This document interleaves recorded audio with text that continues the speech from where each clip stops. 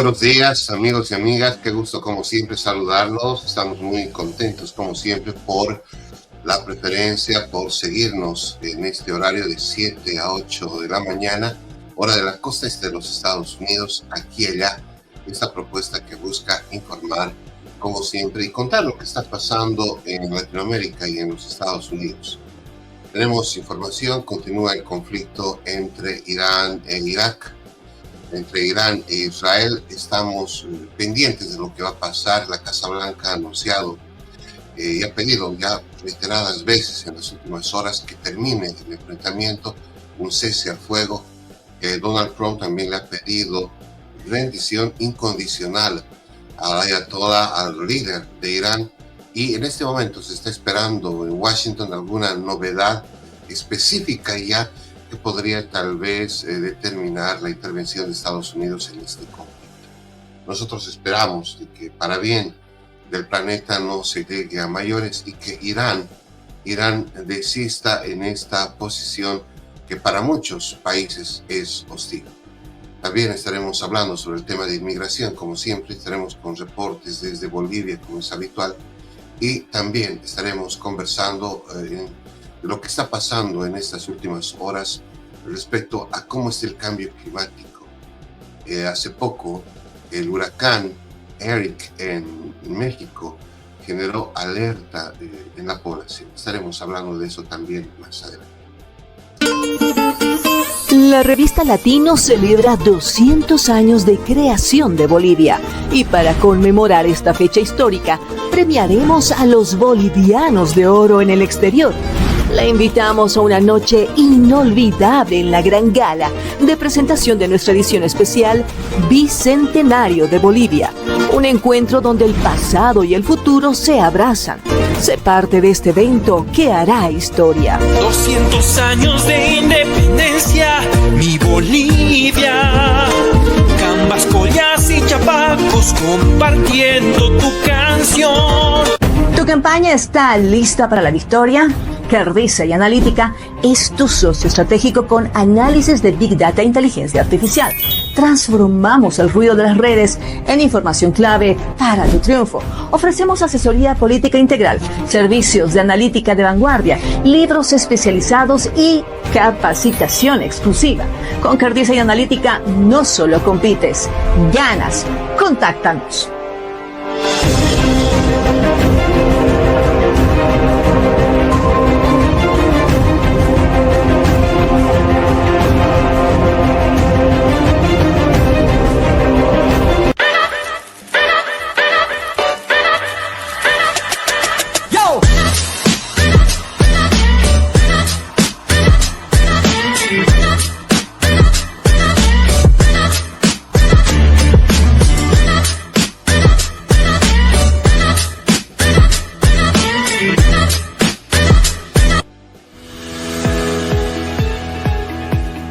Latinos, el país que construimos, busca destacar lo mejor de la comunidad hispana en Estados Unidos y el mundo.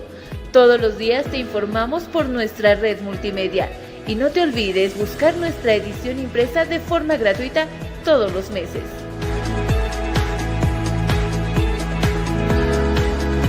Latinos, el país que construimos. Y bien, amigos y amigas, en este viernes 20 de junio del año 2025 seguimos en Aquí y Allá, en esta propuesta que busca justamente informar sobre las actividades del planeta según nuestro criterio, tal vez las más importantes y que pueden incidir en la economía de nuestros pueblos y también, por supuesto, en el diario vivir de la población. Este año aquí en los Estados Unidos ha sido un año de varios anuncios, entre ellos el tema de los aranceles. Pero cómo los aranceles se han incrementado y luego han sido regulados, pero sin duda, por ejemplo, en el tema del acero y del aluminio han sido elevados, pues tiene una gran repercusión en América Latina. En las últimas horas, la televisión francesa ha dado a conocer cómo será el impacto del movimiento de los aranceles en Estados Unidos y cómo repercutirá ya en este momento en América Latina. Veamos un poco cómo será el impacto económico para América Latina cuando hablamos justamente de lo que ha pasado aquí en los Estados Unidos, la elevación de los aranceles. Y está con nosotros en el estudio Juan Pablo Lucumí. Juanpa, bienvenido. Aquí estamos para hablar de números. Claro que sí, de negocios, finanzas y también en números, por supuesto, mercados. Bueno, vamos a empezar hablando de lo que dice la ONU sobre la inversión extranjera en América Latina, pero también en el Caribe, en nuestra región.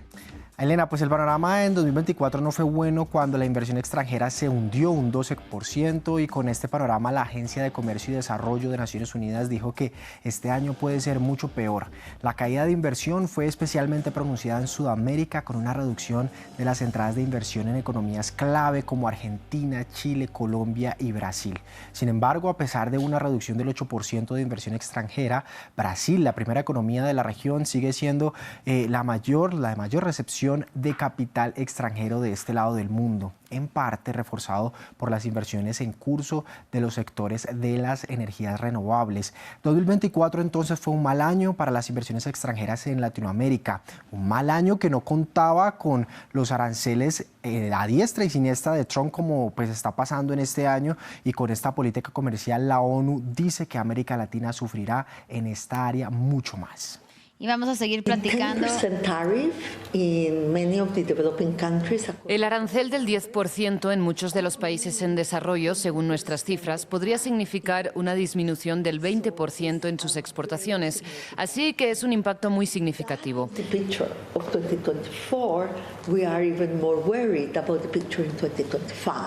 Si ese es el panorama de 2024, estamos aún más preocupados por el panorama de 2025, porque sabemos que la incertidumbre es realmente un veneno para la inversión y ya sentimos muy claramente que la inversión está detenida. Eso, como dijo un CEO, sentarse y esperar es lo que está ocurriendo, por lo que la inversión se está posponiendo y tememos que las perspectivas que veremos a finales de 2025 no van a ser mejores. Y en todo este panorama lo entregó la ONU en su más reciente informe llamado World Investment Report 2025, en donde también se agrega que pues, se espera que la mayoría de las inversiones en América Latina sean en torno a las energías renovables, con Centroamérica y México en Norteamérica a la cabeza de los números, gracias también a las inversiones en los sectores manufactureros y logísticos. Pues también una menor inversión extranjera para 2025 fue una de las razones para que la Bolsa de México se pintara de rojo, cayendo más del 1%. Brasil no operó y el Merval de Argentina subió 0,6%. Aquí más perspectivas de la ONU sobre la inversión y el PIB. Los aranceles están afectando el crecimiento. El crecimiento, según todas las proyecciones, incluida la nuestra, va a la baja. Las tasas de interés en Europa están bajando, pero en Estados Unidos siguen siendo altas, constantes pero altas. Y así las tendremos más altas durante más tiempo. Y luego la situación de la deuda de muchos países que solo estaban recibiendo cierto alivio de sus presiones de deuda porque el crecimiento estaba subiendo y las tasas de interés estaban bajando. Como eso no está sucediendo, también estamos preocupados por el estrés de la deuda en muchos de estos países. Since that is not happening, we are also worried about the debt stress in many of these countries. Y ahora sí, seguimos hablando de Latinoamérica porque Colombia fue aceptada en el Banco de las BRICS. Pues Elena, fue la canciller colombiana Laura Sarabia quien confirmó que este país fue aceptado como nuevo miembro del Banco de Desarrollo del llamado bloque de los BRICS, recordemos integrado por Brasil, Rusia, India, China y Sudáfrica. Colombia había buscado este rol desde mayo, pero al interior de la Casa de Nariño había dudas de una respuesta positiva luego de que la administración de Gustavo Petro decidiera adherirse a la iniciativa de desarrollo de China, conocida como la Franja de la Ruta de la Seda. Ahora este banco al que se añade Colombia es una institución multilateral creada con el objetivo de movilizar recursos para proyectos de infraestructura y desarrollo sostenible en mercados emergentes y países en desarrollo. Esta entidad fue fundada en 2015 y desde entonces ha ampliado su membresía para incluir a Emiratos Árabes Unidos, Egipto y Bangladesh, mientras que Uruguay figura como miembro potencial. La noticia fue algo alegre para Colombia y su principal indicador en la bolsa hoy tuvo ganancias de 0,14%. La canciller de ese país celebró el anuncio de la siguiente manera. celebró la noticia que trasciende lo financiero y amplía nuestro horizonte. Colombia se une oficialmente al Banco de los BRICS, liderado por Dilma Rousseff, después de la solicitud hecha por el presidente Gustavo Petro en Shanghái.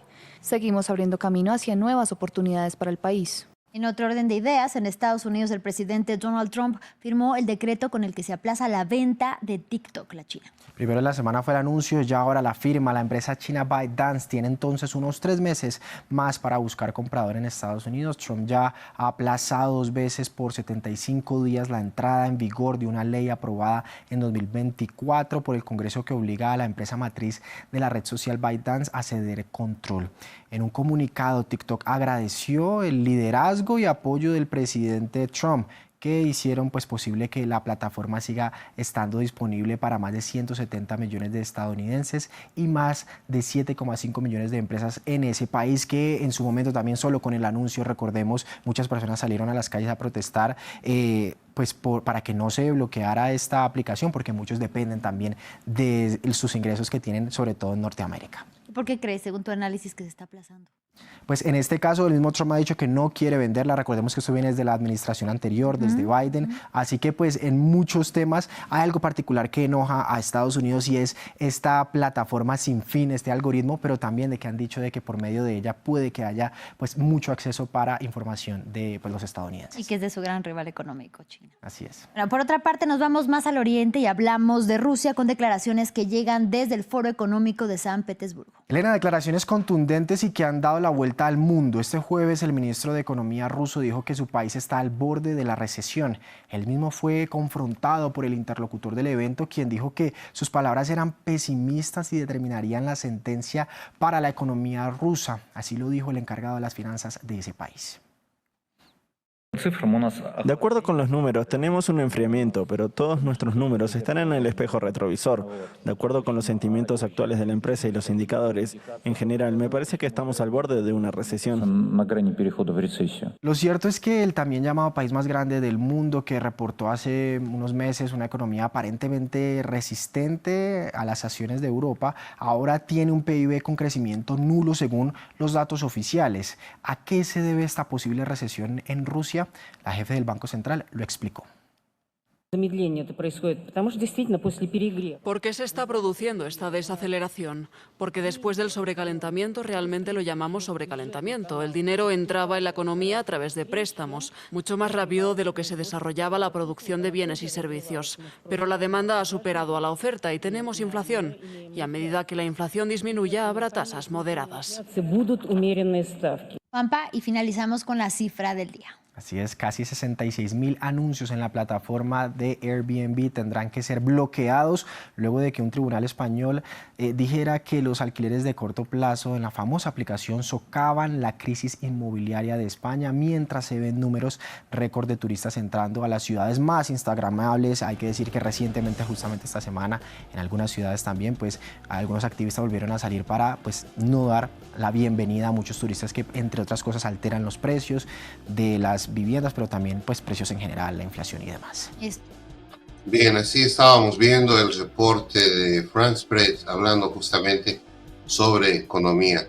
Importantes los datos, sobre todo a la hora de tratar de entender qué está pasando en el planeta. Lo que preocupa es que hay una contracción, lo decía el reporte, de 12% para toda América Latina. Los anuncios de aranceles, la elevación que se han producido aquí en los Estados Unidos estarían repercutiendo en los siguientes meses en América Latina. La previsión es de que Latinoamérica va a recibir menos recursos de inversión, según este análisis que la realiza la televisión francesa a través de la televisión pública como es France Press y el reporte 24 horas. Pero ¿qué está pasando en economía en los Estados Unidos? Aquí se han recortado presupuesto para varias agencias federales, entre ellas la Agencia de Educación. Esto ha provocado incluso muchos despidos y la invitación también a muchas personas a jubilarse o a pedir su remoción de sus cargos, que en otras palabras simplemente era cesar sus servicios, ¿no? Nosotros hemos estado hablando con el secretario de Economía del estado de Virginia, Juan Pablo Segura, hace algunos días. Y Juan Pablo Segura está en una campaña para promover que en el estado de Virginia, aquí en los Estados Unidos, la población aplique para más de 250,000 empleos. Esta información ha salido en las redes sociales también y mucha gente nos preguntaba cómo puedo sacar una visa, cómo puedo ir a los Estados Unidos a trabajar. Bueno, lo cierto es que estos empleos que habla el secretario de Economía del estado de Virginia, Juan Pablo Segura, son empleos para residentes, son empleos para ciudadanos americanos aquí en los Estados Unidos. Es decir, que no se trata de un tema de visas de trabajo, ni mucho menos, sino que son empleos para personas que tienen la condición, tienen el permiso de trabajo o son ciudadanos en los Estados Unidos. Pero lo que habría que resaltar acá es que mientras en el planeta se está, en Latinoamérica, para hablar con precisión, se está hablando de una contracción económica, aquí en los Estados Unidos se está hablando de que se necesitan más personas para trabajar. Podría ser disonante o controvertido en relación, digamos, al proceso de la política de inmigración que lleva adelante Donald Trump, pero lo cierto es de que aquí lo que falta son manos, son técnicos especialistas para trabajar en diferentes áreas. Veamos lo que decía el secretario de Economía del estado de Virginia, Juan Pablo Segura, a la revista Latinos. De la revista Latinos estamos con Juan Pablo Segura con una noticia realmente impresionante, yo diría importantísimo para todo lo que es el estado. Juan Pablo, primero felicidades por tu designación. Hoy acabas de anunciar que son 250,000 empleos que hay para la comunidad en el estado y que tú como nuevo secretario de Comercio estás pidiendo que la gente aplique y pueda tener un empleo para trabajar para la administración. Bueno, gracias de nuevo por tenerme, muy importante. Y sí, como hemos hablado, el estado de Virginia es un estado de oportunidad. Hay más de 250,000 ofertas de trabajo disponibles hoy y mucho de lo que yo en mi puesto como secretario de Comercio estoy comunicando con la gente, compartiendo la noticia, que si la gente está buscando un nuevo trabajo o si no tienen trabajo, que vayan a virginiahasjobs.com. Es el aparato del estado que tiene todas las ofertas de empleo que están disponibles hoy en día. ¿Cuál es la metodología en esta tu posesión? Y entiendo que eres el primer hispano en tener esta posición en el estado. Bueno, es un honor tremendo y es un testamento al liderazgo del gobernador Youngkin, que ve el futuro de este estado, de este país, y que quiere apoyar un latino argentino, ¿no?, en este puesto. Y bueno, yo como secretario ahora me voy a continuar a enfocarme en asegurar que Virginia tiene la economía más robusta y más impresionante en todo el país, en los Estados Unidos. Y tenemos mucho que hacer. En los últimos 3 años hemos visto más de 100,000 millones de dólares de inversión capital dentro del estado. Hay 270,000 personas trabajando más que 3 años atrás y tenemos mucha velocidad y mucho momentum que queremos continuar. Bueno, se ha hablado también de que hay un recorte a nivel de empleos federales. Es una noticia que sin duda preocupa a mucha gente, pero tú en la conferencia de prensa hablabas de que deberíamos mirar acá en el estado, que mucha gente quiere venir ahora a vivir por la calidad de las escuelas, por las ofertas que tiene el estado mismo. Y bueno, tenemos que tener empatía con esta gente que quizás han perdido su trabajo, pero también tenemos que hablar en que sí, estamos estimando ahora que quizás son 5,000 personas o familias que han estado afectadas por estos recortes, pero dentro de Northern Virginia, donde la mayoría de gente que trabaja para el gobierno federal vive, hay más de 90,000 ofertas de trabajo disponibles hoy en día. Dentro de todo el estado, como hemos hablado, hay 250,000 ofertas de trabajo disponibles. Y bueno, mi rol como secretario, tenemos que conectar a esa gente que ha quizás perdido trabajo o tiene miedo de perder su trabajo con estas ofertas de trabajo. Finalmente, ¿cuál es el mensaje a nuestra comunidad hispana acá? Bueno, que Virginia es el estado de oportunidad. Queremos que empieces tu compañía en Virginia, queremos que creces tu compañía en Virginia, y si te puedo ayudar, hay muchos programas que existen del parte del estado de Virginia que le puede ayudar el empresario. Tenemos un banco de préstamos que se llama Small Business Finance Authority, que da préstamos de bajo interés a los empresarios. Tenemos un fondo de inversiones que se llama Virginia Innovation Partnership Corporation, que está listo a ayudar a la gente. Y bueno, que me manden un email o que me manden un mensaje para poder conectarlos y ayudarlos. Bueno, ahí teníamos a Juan Pablo Segura, secretario de Comercio del estado de Virginia, y Juan Pablo decía en la entrevista que le hicimos que existen estos empleos para la comunidad. Los reitero una vez más, esta entrevista ya la hemos publicado en las redes sociales. Mucha gente nos estaba preguntando cómo podemos aplicar, cómo podemos sacar una visa de trabajo. No, es para personas que tienen la posibilidad de trabajar en los Estados Unidos, es decir, que tienen los documentos para trabajar en los Estados Unidos, que son residentes o que pues son ciudadanos americanos. Esa es la condición básica para poder trabajar, ¿no? Y ya está con nosotros nuestra colega Miroslava Fernández. Aquí me doy también la bienvenida. Miroslava, buenos días. ¿Cómo están, amigos? Muy buenos días desde Bolivia. Una nueva jornada, pero esta es la última de la semana. El día de ayer, tuvimos Corpus Christi, que era un día feriado en nuestro país, y hay muchas cosas interesantes que han pasado en las últimas horas. Interesante también me ha parecido ese dato que has dado, ¿no? Es importante tener información. A veces en Estados Unidos, para poner un poco de contexto, ¿no? La vida es muy rápida, no existe mucho tiempo, las distancias son realmente largas, porque, por ejemplo, uno aquí dice, ¿en qué tiempo te veo? Media hora, y tú incluso en 20 minutos llegas al lugar. Pero allá no, allá implica 1 hora, 2 horas, 2 horas y media. Entonces existen distancias largas, los tiempos son muy diferentes, las nociones del tiempo es muy diferente en Estados Unidos por el mismo hecho, ¿no es cierto?, del trajín, del movimiento y de la circunstancia que existe en las calles. Claro, el sentido común es diferente en Latinoamérica y acá obviamente la forma en que la gente vive también, obviamente aquí lo más valioso es el tiempo.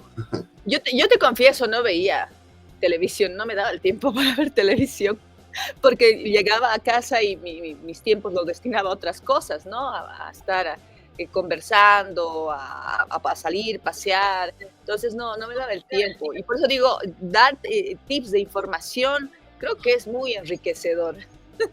Sí, hay gente que nos está siguiendo cuando va a su trabajo, gracias, me habían estado escribiendo justamente a las redes sociales y a veces están en el vehículo manejando y sintonizan nuestro programa a través de las plataformas, a través del Facebook principalmente, y pues nosotros muy contentos de que lo hagan. Saludos a cada uno de ellos, que nos siguen y siéntanse en libertad también de comentar, como siempre estamos leyendo los mensajes.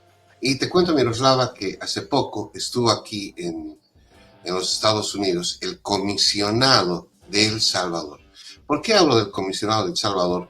Porque el comisionado presidencial de este país ha estado conversando con la diáspora salvadoreña, es decir, con los salvadoreños que viven acá en los Estados Unidos. Están buscando fomentar la inversión de la diáspora salvadoreña en su propio país.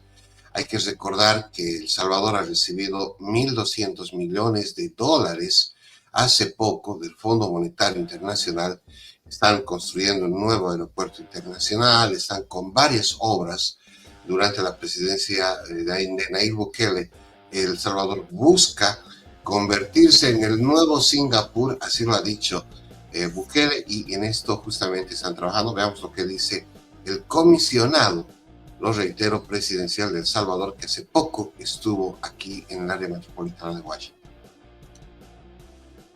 De la revista Latinos estamos con el comisionado Salvador Gómez, que ha llegado desde El Salvador justamente para entrevistarse con diferentes entidades y organizaciones y también con la comunidad salvadoreña aquí en los Estados Unidos.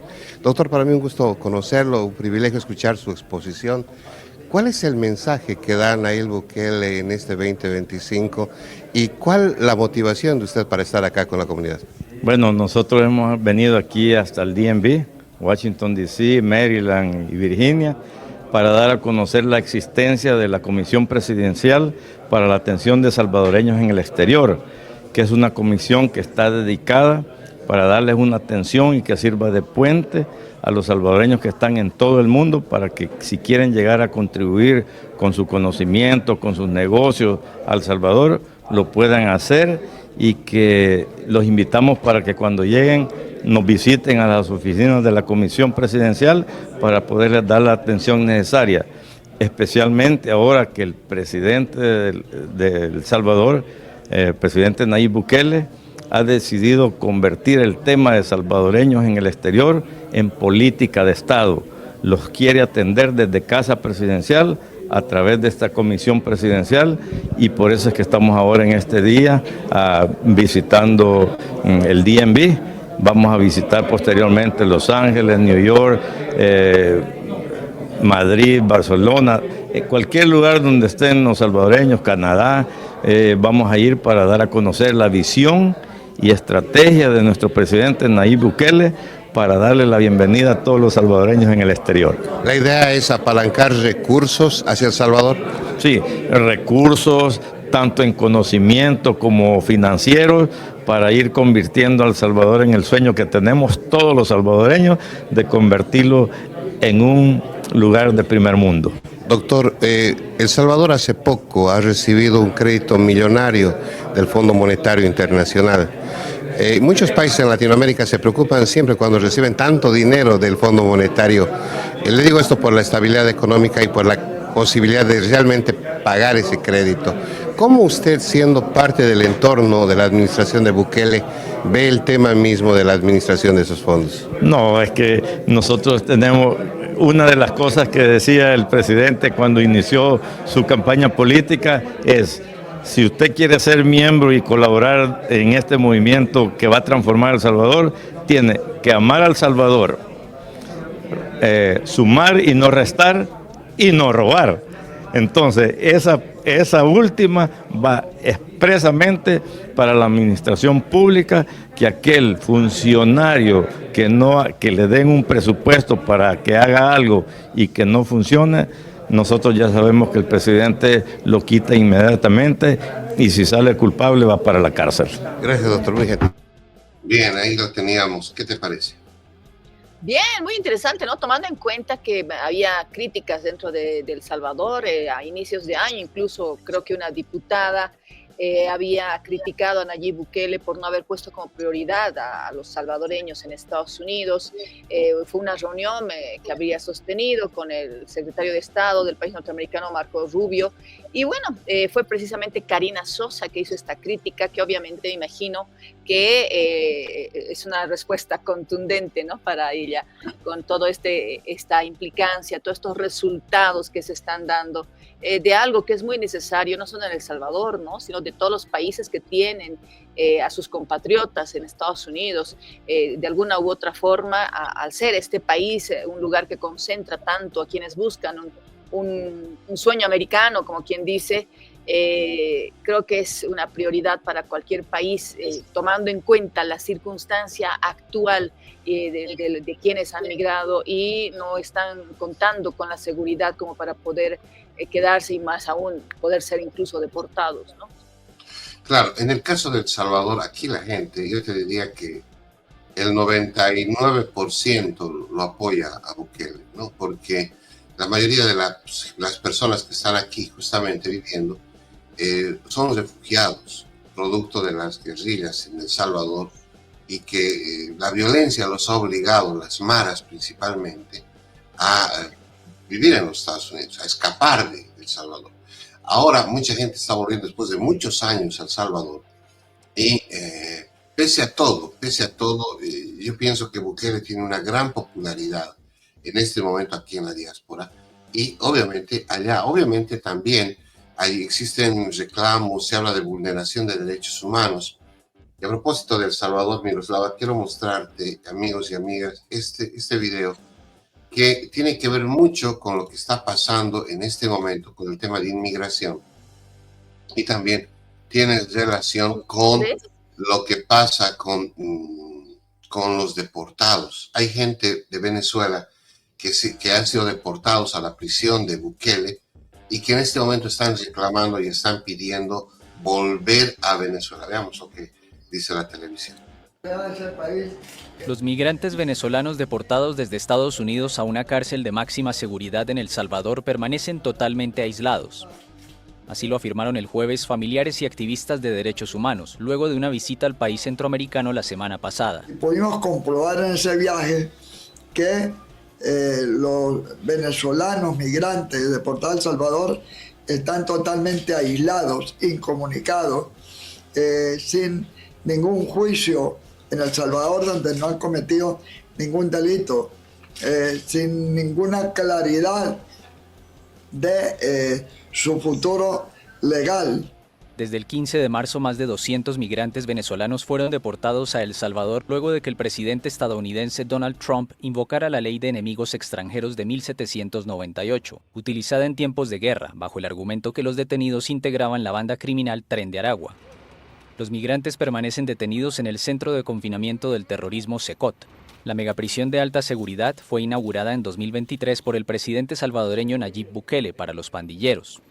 Walter Márquez, líder de la Fundación El Amparo, que representa a 10 migrantes detenidos en El Salvador, indicó que no han obtenido respuesta a los recursos de habeas corpus solicitados en ese país y que estudian recurrir a la Corte Penal Internacional porque en El Salvador se están cometiendo crímenes de lesa humanidad. Además, denunció deportación forzosa, persecución por razones nacionales, tratos inhumanos y tortura. Habeas corpus. Gabriela Mora viajó a El Salvador con la esperanza de tener noticias de su esposo, Carlos Uzcategui, quien tenía una orden de deportación a Venezuela con fecha del 26 de febrero. Para mí el viaje fue muy satisfactorio, ya que se agotaron todas las medidas legales. Desde un principio, ese fue el planteamiento y fue la misión del viaje. En un segundo plano estaba la solicitud de la visita y esperábamos su aprobación, pero sabíamos muy en el fondo que era difícil que nos la dieran. Pero en cuanto a las acciones legales, que fue lo primordial, se logró todo. Gracias a Dios se lograron todas las instancias legales que se tenían que agotar allí. En un fallo del 16 de mayo, la Corte Suprema de Estados Unidos impidió a Trump reanudar la expulsión de venezolanos bajo la ley de 1798, al considerar que a un grupo recluido no se le ha dado suficiente tiempo para impugnar su expulsión. Bukele ofreció en abril al presidente venezolano Nicolás Maduro canjear a los 252 migrantes por presos políticos venezolanos, pero la propuesta fue calificada de cínica por la Fiscalía de Venezuela, que demanda la liberación incondicional de los deportados. Por tener encarcelado a estos 257 venezolanos en El Salvador. Bien. Fuerte, ¿no? Bueno, Walter Márquez es defensor de derechos humanos, ¿no? Para poner un cacho más en contexto.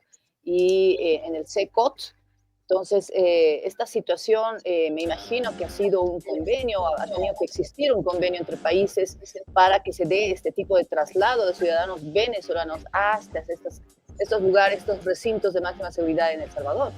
Bueno, lo que ha pasado es de que Nayib Bukele le ha ofrecido a Trump usar su centro de reclusión para los inmigrantes peligrosos, para los delincuentes. Es ahí de que la deportación de estas maras, según Estados Unidos, de estos grupos delincuenciales, es el término que utiliza la El Tren de Aragua es muy conocido, el Tren de Aragua.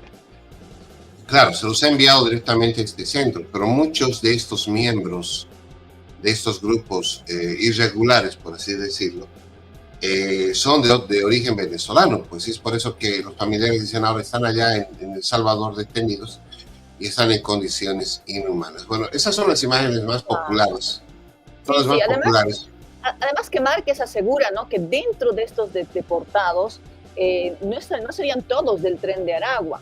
El Tren de Aragua es una banda delincuencial muy conocida a nivel latinoamericano, en esta parte del continente, que ha cometido muchos delitos. Incluso cuando uno de ellos ingresa a un país y es encontrado, es detenido, es una noticia terrible, ¿no? Porque implica que las fronteras no están bien cuidadas. Entonces, asegura que están siendo tratados algunos que no serían parte del Tren de Aragua. Tal vez lo que tendrían que haber, o me imagino ya están realizando, es un asesoramiento legal para poder tener el perfil de cada uno de los deportados y tratarlos de la manera como corresponde, ¿no? Entonces Márquez, que pertenece en realidad a una ONG, pero que lucha por los derechos humanos, ha lamentado muchísimo esta situación de los venezolanos sin claridad legal en El Salvador, y que bueno, es como un laberinto, según él dice, ¿no? Las familias incluso de estas personas, como lo han escuchado, están muy preocupadas, no saben cómo van a poder actuar en un país ajeno, porque en realidad ellos no son de El Salvador.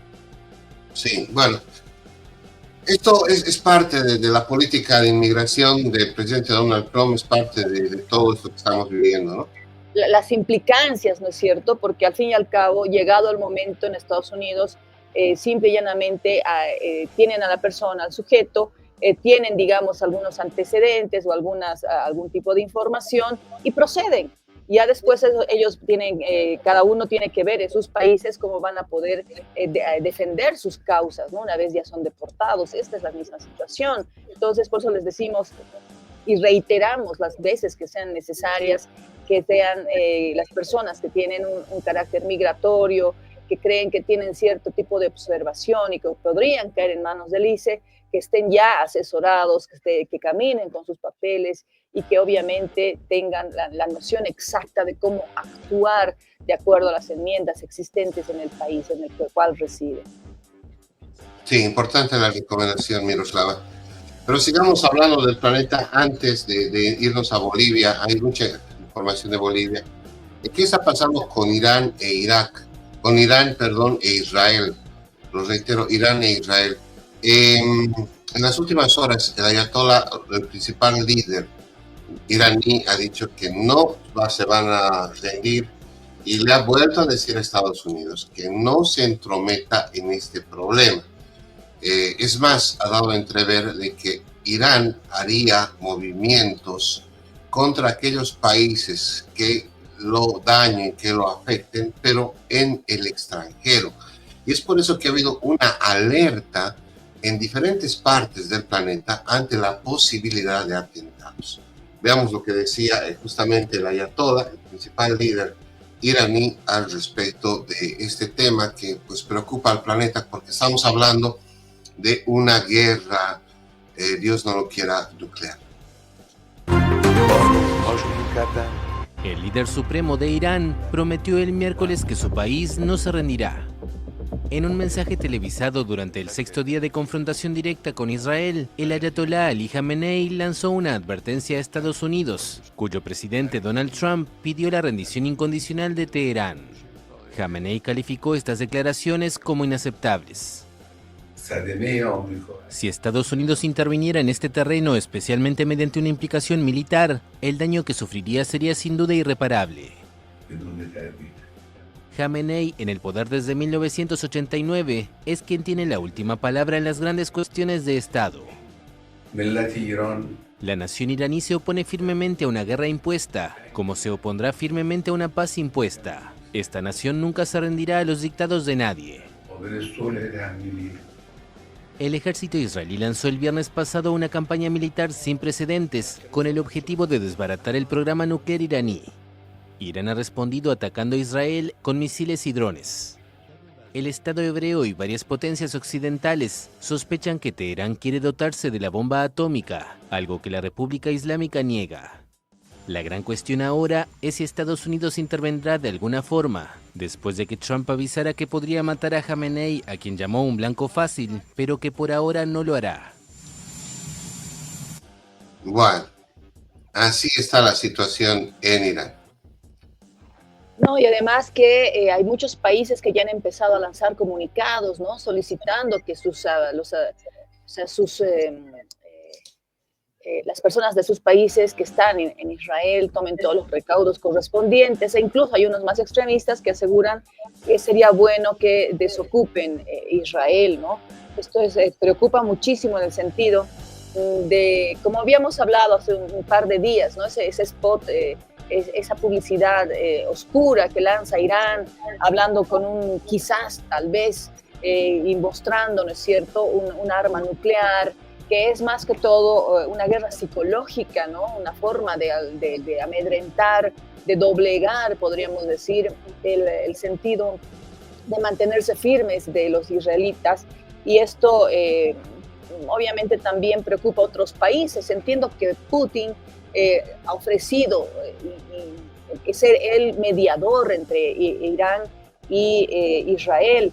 De alguna forma hay países que ya están empezando a implicarse en este tema porque las repercusiones son grandes, las repercusiones se van a dar en todo lo que significa Europa, incluso Asia y parte de América, con lo que viene a ser Norteamérica. Entonces vamos a tener de esto, me imagino, mucha más información. Esperemos que en los próximos días no sucedan más cosas, que la próxima semana, el martes, por ejemplo, no tengamos otra circunstancia lamentable en este enfrentamiento que ha iniciado hace unos días atrás. Y a propósito de repercusiones, amigos y amigas, Miroslava, te cuento de que los residentes en Irán han comenzado a migrar, han empezado a salir de sus casas, obviamente, buscando las fronteras para tratar de cubrirse de este fuego. Veamos lo que decía la televisión justamente a propósito del tema. Residentes en Irán continúan viajando hacia las fronteras con los países vecinos para evacuar el país, en medio del fuego cruzado entre Israel e Irán, que no solo ha dañado infraestructuras civiles y militares, también ha dejado decenas de muertos en ambos territorios. Cientos de pakistaníes llegaron a la frontera para regresar a su país. Estudiantes universitarios están entre los oriundos de Pakistán que abandonaron Irán. No vi ningún temor entre el pueblo iraní, no hay temor a la guerra salvo en las zonas bombardeadas.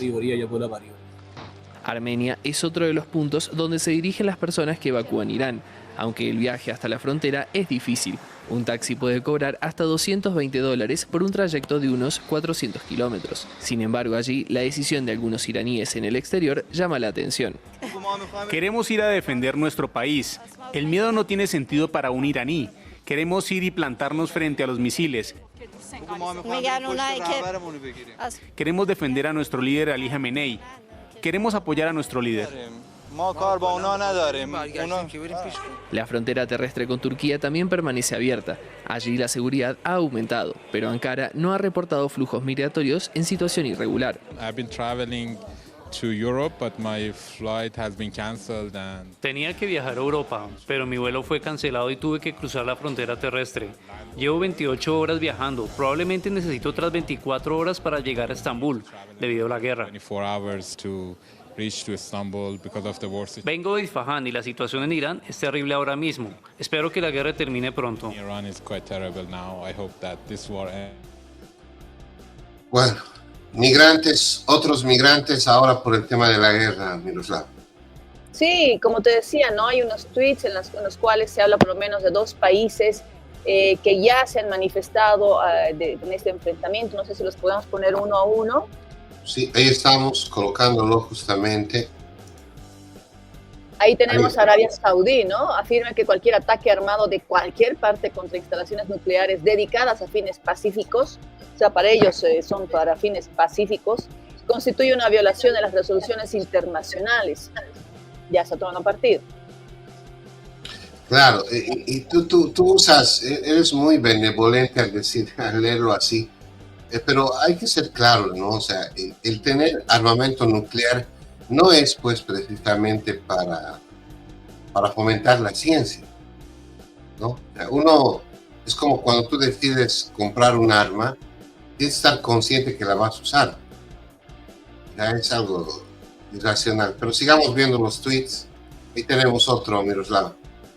Claro, ahí tenemos, por ejemplo, el de Francia. El presidente francés, Macron, asegura que un Irán con armas nucleares es una amenaza real y nadie debería ignorarla. Bueno, es la contraposición a lo que escuchábamos o leíamos de Arabia Saudí.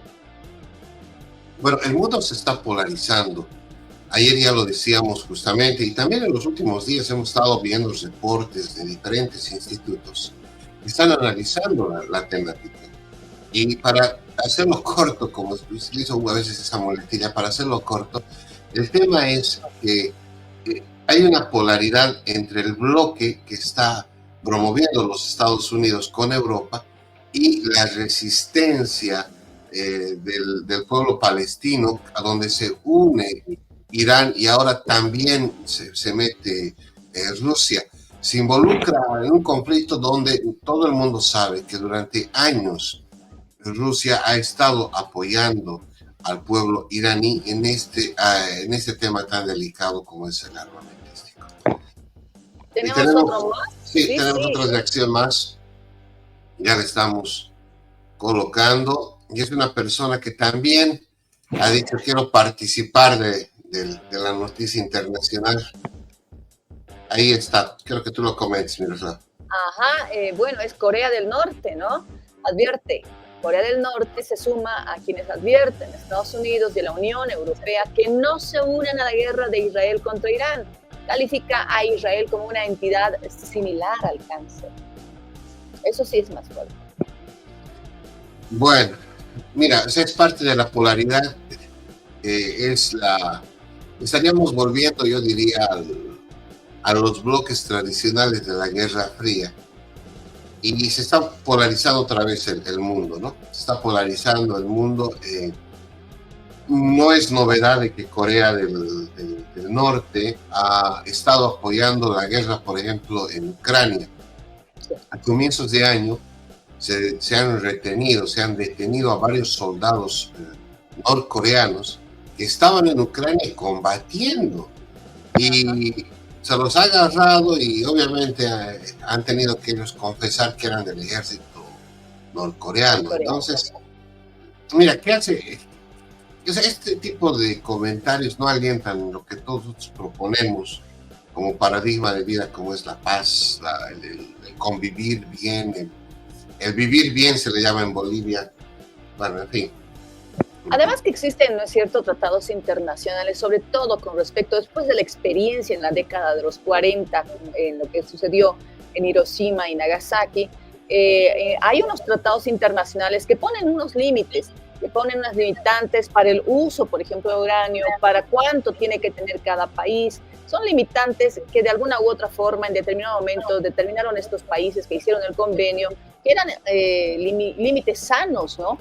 Y obviamente cuando uno ya transgrede esos límites sanos y no da explicaciones de una u otra forma de por qué está haciendo eso, crea esa susceptibilidad en países vecinos como, ni tan vecinos, pero sí cercanos como Israel. Entonces, obviamente hay países que van ya a empezar a manifestarse porque esto ya es consuetudinario.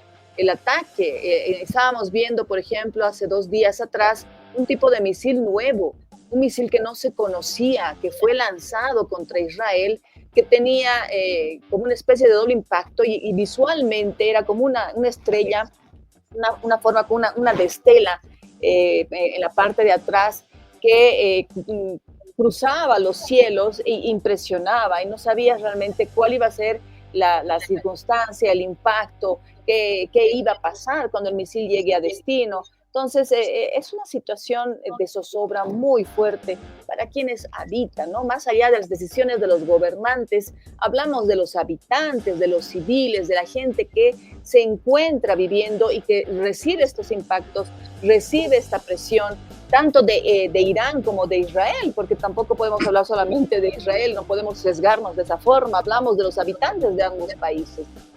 Y a propósito de esos misiles, en las últimas horas se han lanzado misiles hipersónicos, es decir, que van más allá de la velocidad del sonido. O sea, es de terror lo que está pasando, pero veamos un poquito, hablando de este despliegue tecnológico que busca matar, que busca cegar la vida de otro. Irán lanzó el miércoles misiles hipersónicos en una nueva ola de ataques contra Israel, según reportó la televisión estatal, en el 6º día de guerra entre los dos países. Según los medios de comunicación iraníes, misiles hipersónicos Fatah penetraron con éxito las defensas del régimen israelí. El ejército de Israel anunció poco antes haber detectado disparos de misiles desde Irán. Además, la República Islámica anunció el miércoles que reforzaba las restricciones a Internet, alegando que Israel había desviado la red para fines militares. Irán impondrá restricciones temporales al acceso de los usuarios a Internet debido a la violación de la red de comunicación nacional para fines militares, según informó el gobierno. Por su parte, Israel llevó a cabo un bombardeo cerca de la sede central de la policía en Teherán e hirió a varios agentes, según informó un medio estatal. El primer ministro israelí, Benjamin Netanyahu, agradeció al presidente estadounidense Donald Trump su apoyo a la defensa del cielo israelí en una declaración transmitida por televisión el miércoles por la noche. Irán convocó a la Embajada de Suiza, país que representa los intereses de Estados Unidos en la República Islámica, por los comentarios recientes del presidente Trump, que fueron tachados por el gobierno iraní de irresponsables y amenazadores. El mandatario estadounidense declaró el miércoles que aún no ha decidido si Estados Unidos se unirá a Israel en los bombardeos contra Irán. Tengo ideas sobre qué hacer, pero no he tomado una decisión final. Me gusta tomar la decisión final un segundo antes de que venza, porque las cosas cambian, especialmente con la guerra. Las cosas cambian con la guerra, puede ir de un extremo al otro. No hemos atacado a nadie ni aceptaremos jamás ninguna agresión contra nosotros. Nunca nos rendiremos ante la agresión de nadie. Esta es la lógica y el espíritu de la nación iraní. Irán afirma que sigue comprometido con la diplomacia, pero que actúa en legítima defensa contra Israel. ¿Sabes a qué hace referencia el día, anteayer, el día miércoles en la tarde, nos informábamos por las redes sociales que habían hackeado el sistema de comunicación, una televisora en Irán? Y obviamente esto viene por parte de Israel, en la cual pedían a la población que salga a las calles a defenderse y a romper las cadenas del régimen. Era así como en las películas, era como una especie de un video en el cual se veía gente marchando, gente saliendo, y ellos invitaban a los iraníes en el idioma iraní precisamente para que salgan a las calles en contra de su gobierno. A eso hace referencia precisamente, en el sentido de que no van a permitir que esta situación vuelva a repetirse. Claro, y también, por ejemplo, se ha cuestionado el uso de la plataforma WhatsApp para este tipo de hechos, porque se dice que el WhatsApp tiene algunos elementos que incluso podrían ser usados como contrainteligencia. Este tema de que los teléfonos te están escuchando y pueden reportar sin que tú lo digas, sin que tú lo autorices, cada vez más recurrente, Miroslava. No, si lo utilizan para fines publicitarios, no sabemos para qué fines más pueden ser utilizados, y obviamente esto no implica que lo estén utilizando los países en los cuales tú haces el uso de esa aplicación o de esa plataforma. Estamos hablando de quienes en realidad tienen el control de estas plataformas, y ese es el temor de muchos países. Por eso decíamos hace unos días atrás que China había optado por tener sus propias plataformas para evitar esto. Sí, bueno. Vámonos hasta nuestra amada Bolivia. ¿Qué ha habido en Bolivia, Miroslava? Hay mucha información también en las últimas horas.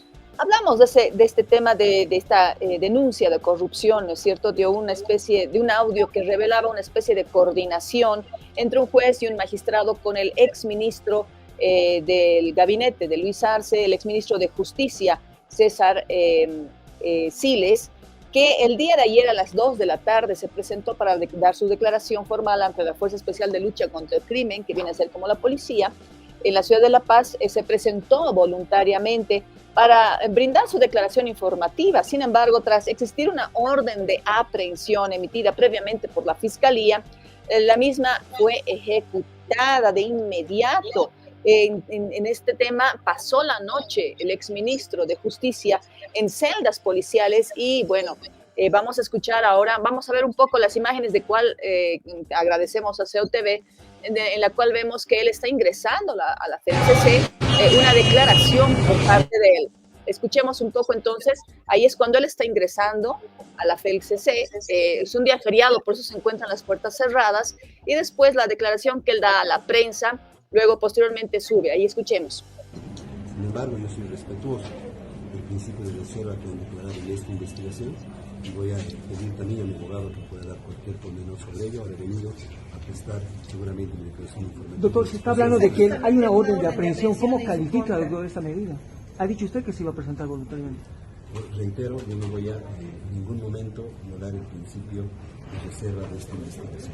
Estoy presentando voluntariamente, y precisamente el incidente que hemos presentado, el apersonamiento que hemos hecho, evidencia que esa orden de aprehensión es ilegal. Doctor, una vez más, podemos reiterar que son conexiones que también lo señala como sería alterado también. Bien, como ustedes reserva de investigación, Recientemente nosotros en la Unión Europea hemos visto una medida de prevención que se está ejecutando. Primera situación que describimos. Segundo, en cuanto a la prueba material que tendría que estar en el cuaderno de investigación, lo vamos a conocer hoy. Una vez que esté a derecho el doctor Siles, vamos a revisar minuciosamente todas las evidencias que están, pruebas testificales, pruebas materiales, todo vamos a revisar minuciosamente para subir una defensa penal. Un momentito, por favor, señores. La prensa, están los colegas, por favor. Bueno, ahí veían con esta aprehensión de Siles, ya son 4 autoridades clave y un abogado influyente en este caso. Por una parte está Fernando Lea Plaza, el juez de instrucción de Coroico, que ya está detenido preventivamente en San Pedro. Lo sigue Claudia Castro, vocal del Tribunal Departamental de Justicia de La Paz, que fue enviada con detención preventiva a Obrajes, tuvo una recaída de salud, fue llevada también a una clínica, aunque, una descompensación, y fue ingresada precisamente a un centro médico. La lista sigue con Iván Campero, magistrado suplente del Tribunal de Justicia, quien fue aprehendido tras presentarse a declarar también. La audiencia cautelar en este caso se instaló el día de ayer por la tarde, pero se extendió hasta el cierre de la edición, hasta el cierre de lo que podremos decir la jornada del día de ayer. En esa misma situación está también el abogado José Ramiro Uriarte, aprendido en la semana, y varios de ellos tendrán su definición de la suerte que van a tener el día de hoy en su definición con audiencias. Incluso el exministro tendrá una audiencia el día de hoy. Eso es más o menos la situación que se ha dado, el revuelo que se ha dado en lo que respecta desde que teníamos la información de la renuncia mediante una carta de Siles, una renuncia previa, el audio que se filtró en varios medios de comunicación y la detención, porque todo surge con una detención con Campero la semana pasada, que él aseguraba que había sido de alguna forma coaccionado, y posteriormente estas otras aprehensiones, ¿no? Entonces, esa es la situación, José Antonio. Esto está desnudando terriblemente lo que está pasando allá en la ciudad de La Paz con esta investigación. Se ha pedido que caiga quien caiga, ¿no? Esta es la respuesta que se da de las autoridades del Ejecutivo, ya que estamos hablando de una injerencia, están acusando de una injerencia del Ejecutivo hacia el Poder Judicial. Ahí tienen las titulares. Fue aprehendido Siles, corre el riesgo de ser encarcelado. Ese es el periódico La Razón de La Paz. Gracias a la gente que nos manda. Yo quiero agradecer mucho a los amigos que nos mandan los periódicos de Bolivia. Ahí también está El Deber de Santa Cruz, el periódico de Bolivia. Ahí ratifica Siles, que es el 5º aprehendido en el caso de manipulación judicial. Entonces, no sabemos si van a existir más aprehendidos, pero por el momento son pesos pesados dentro de lo que implica a los que trabajaban en el Poder Judicial, un abogado y quien estaba en el Poder Ejecutivo. Bien, ahí también el periódico El Mundo de Bolivia. Aprenden al exministro de Justicia César Siles por tráfico de influencias, así lo dice el periódico. Bueno. Ajá. Sigamos con Bolivia, Miroslava. Tenemos un video que me pasaste con el presidente. Sí, te cuento que en las últimas horas ha emitido la agencia de noticias EFE una entrevista que realizó a Luis Arce, una entrevista en exclusiva en la cual Arce habla de la democracia, de cómo quiere terminar su gobierno, y hace referencia también a Evo Morales. Hemos soportado todas las movilizaciones del señor Evo Morales, inclusive un golpe de Estado el pasado 26 de junio del 2024. Hemos soportado todo para preservar la democracia, y lo hemos hecho. El pueblo boliviano se merecía un tránsito democrático, y nuestro gobierno le está entregando ese tránsito democrático a nuestro país. Bueno, al parecer el presidente, no te escucho, Miroslava. ¿Qué tal ese Ahora cambio sí. de narrativa del 2020 a la fecha? Claro. No, yo decía, al parecer el presidente ha recibido a los medios de comunicación internacional porque también ayer nosotros presentábamos lo que le decía la televisión alemana. Es que a veces los políticos, cuando hay una frase popular, el que explica se complica. Está buscando el presidente explicar una situación y una coyuntura, cuando el tema es básicamente de administración. Y a eso se suma la sombra de la corrupción, las denuncias, los reclamos. Ayer, por ejemplo, la televisión alemana, pienso que era mucho más objetiva a la hora de contar lo que el presidente decía, ¿no? Por ejemplo, tenemos este material que justamente, voy a tratar de ponerlo, estoy buscándolo, justamente de la víspera de la televisión alemana, cuando entrevistan al presidente de Bolivia, y igual allí en la Casa Grande del Pueblo, me imagino que es en Palacio de Gobierno. A ver, veamos un poquito lo que le decía la televisión alemana. Bolivia, que atraviesa una profunda crisis económica por falta de divisas, está en riesgo de incurrir en un incumplimiento del pago de su deuda externa si no consigue nuevo financiamiento. La advertencia fue hecha por el presidente boliviano Luis Arce durante una entrevista para la AFP en la sede de gobierno. Estamos procurando no entrar en default. Estamos procurando no entrar en default. Tenemos toda la intención de pagar nuestra deuda. Pero si no tenemos los recursos... Arce, que llegó al poder en 2020, no logra que el Parlamento apruebe los préstamos internacionales que solicitó a entidades multilaterales. El país necesita hasta diciembre 2.600 millones de dólares para la importación de carburantes y el pago de la deuda externa. Bolivia casi ha agotado sus reservas internacionales líquidas para solventar su política de subsidios a los combustibles que importa a precio internacional y vende subvencionados internamente. Bien, hay el presidente de Bolivia, la lógica que utiliza la nota de la AFP apunta a un tema más, pienso más concreto, con el tema de la economía, ¿no? Lo que está pasando con Bolivia.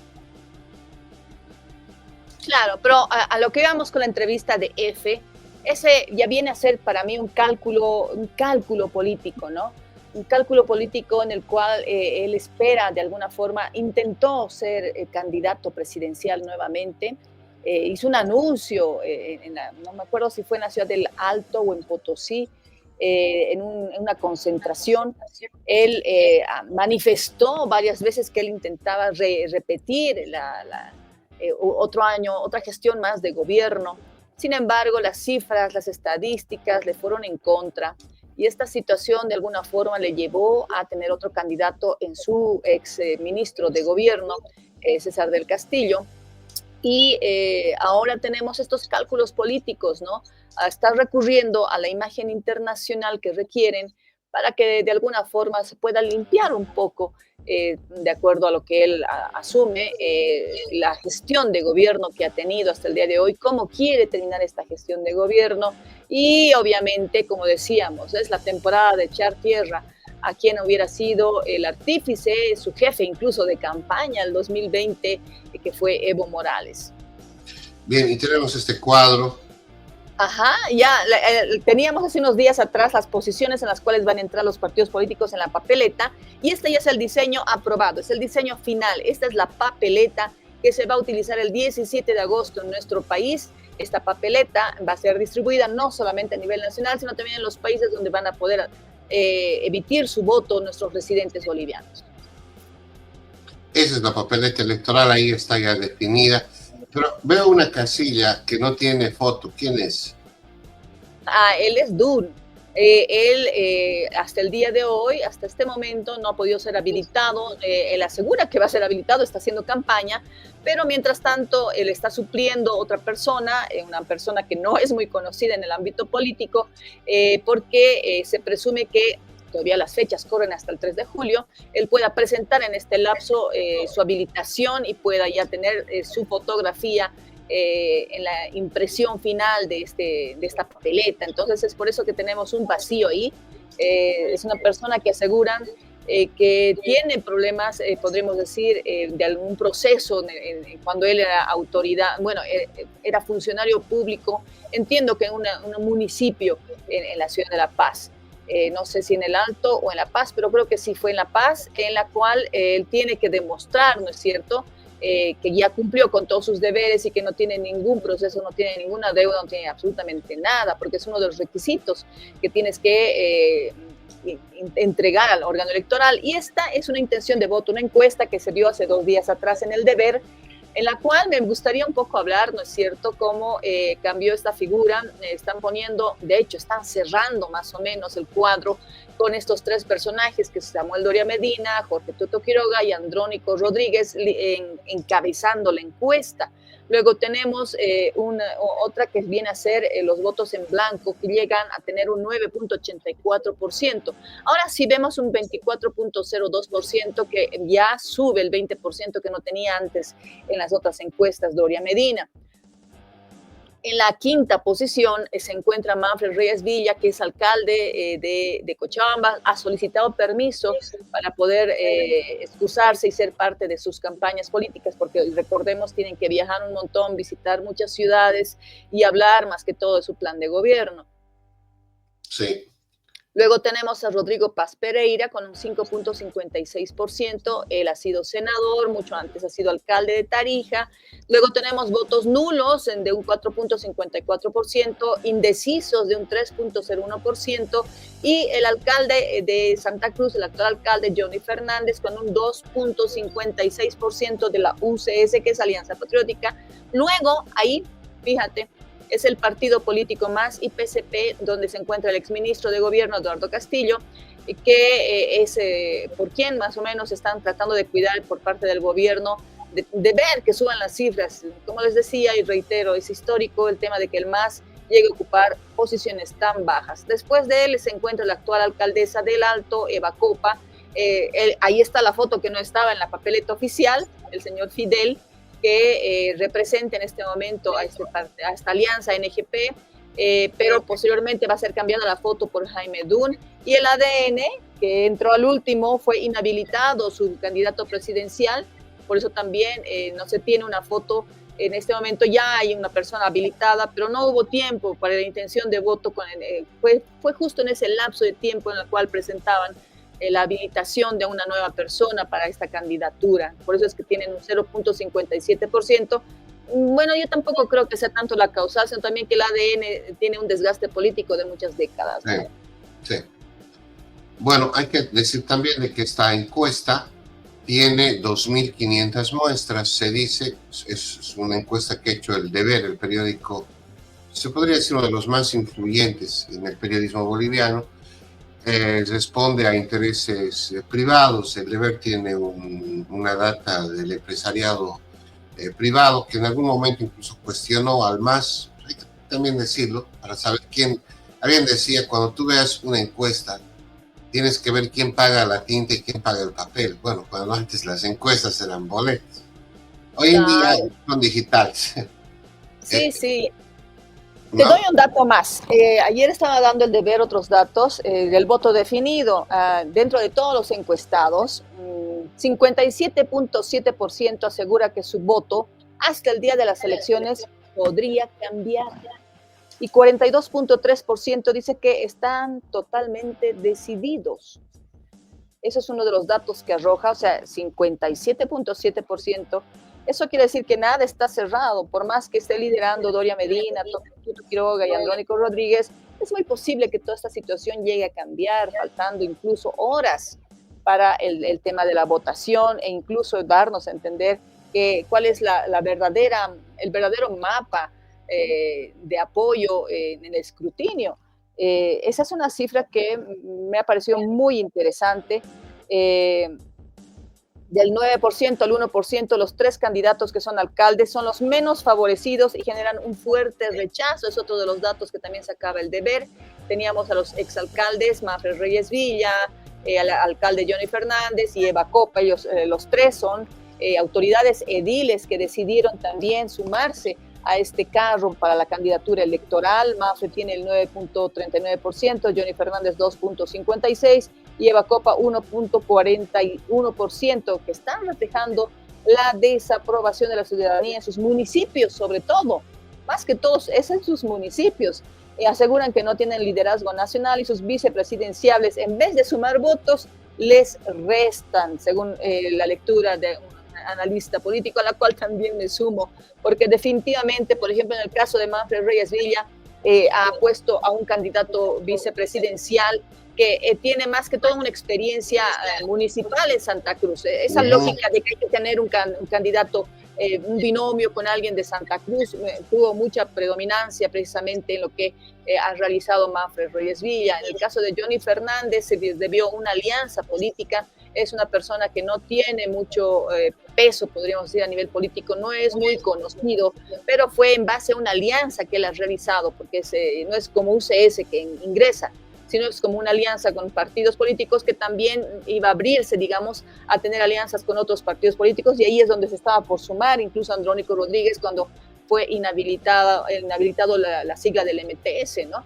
Y después a Eva Copa, que ella el año pasado inició todo este proyecto que es Morena, un partido político en el cual incluso tenía unas proyecciones interesantes porque abordaron a muchas personas que lideraban en sus regiones en el ámbito municipal, sobre todo mujeres, y también a gente joven, ¿no? Jóvenes que eran líderes en las universidades, colegios, y de alguna forma ellos querían empezar a engrosar listas nuevas. Todos están apuntando a tener rostros nuevos como candidatos.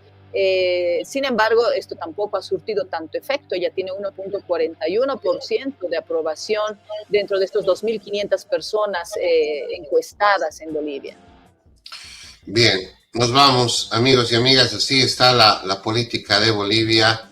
Así está el tema mismo de lo que significan las elecciones de este 17 de agosto. Y aquí en los Estados Unidos, al menos 20.000 bolivianos estaremos votando, Dios mediante, este próximo 17 de agosto. Y bueno, sí, Bolivia está haciendo noticia y estamos en un año de bicentenario. El lunes estaremos hablando acerca de el bicentenario Miroslava. Estaremos también con una entrevista la siguiente semana, Dios mediante, muy importante, porque estaremos hablando sobre el bicentenario aquí en los Estados Unidos y cómo nosotros como Revista Latinos estamos apostando a hacer un evento para revalorizar a los bolivianos de oro en el exterior. De eso estaremos hablando la siguiente semana. De mi parte, que tengan un bonito fin de semana. Mucha gente ha tomado estos días desde ayer, como ha sido feriado también aquí en Estados Unidos, por el Día de la Libertad, en homenaje justamente a la abolición de la esclavitud. Muchos hoy en día también están con la licencia aquí en Estados Unidos y han tomado un fin de semana largo. Bueno, y el lunes nos vemos, Dios mediante, con aquí y allá. Miroslava. Bueno, como te decía, ¿no? Es el tema de que los cambios, todo lo que va a significar esta etapa preelectoral va a ser totalmente cambiante, vamos a tener muchísimas más sorpresas, nos aseguran incluso que, bueno, la etapa de la guerra sucia, faltando un mes, puede ser muy intensa, sobre todo tomando en cuenta que no ha entrado en este tren, en esto que ha significado la contienda electoral Evo Morales. Evo Morales ha asegurado que va a mantener la presión y que por más que él no ingrese, va a ver si realmente va a obtener gobernabilidad el próximo gobierno. Ya ha hecho una amenaza a la próxima gestión de gobierno, porque asegura que sin él es imposible que pueda realizar una buena gestión. Entonces, con todos esos detalles, nos vamos despidiendo de todos ustedes, que tengan un muy lindo fin de semana. Recuerden muchísimo lo importante que es cuidar nuestro entorno, cuidar todo lo que significa a los seres que amamos y sobre todo tener muy buenas energías para tener una muy buena jornada y un buen fin de semana. Gracias por estar con nosotros. Buen fin de semana nuevamente. Permiso.